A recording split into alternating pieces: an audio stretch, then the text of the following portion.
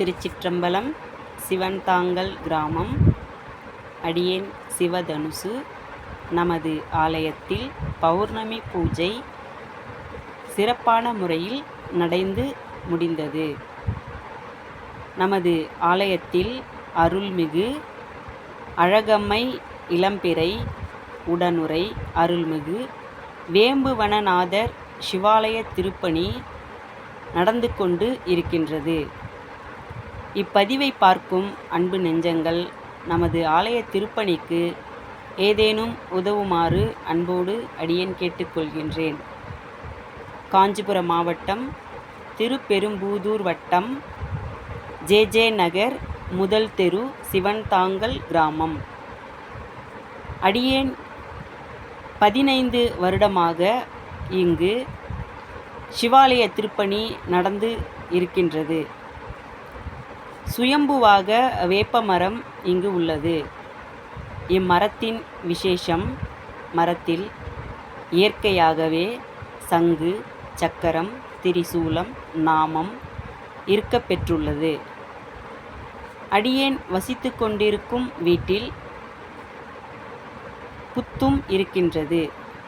இங்கு நாகங்களும் வாழ்ந்து கொண்டு இருக்கின்றது. இறைவனுடைய கட்டளையால் இவ்விடத்தில் அடியேன் சிவாலய திருப்பணி செய்து கொண்டு இருக்கின்றேன்.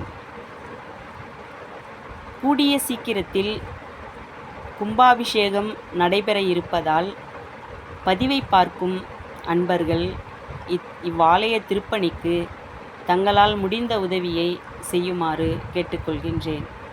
திருச்சிற்றம்பலம்.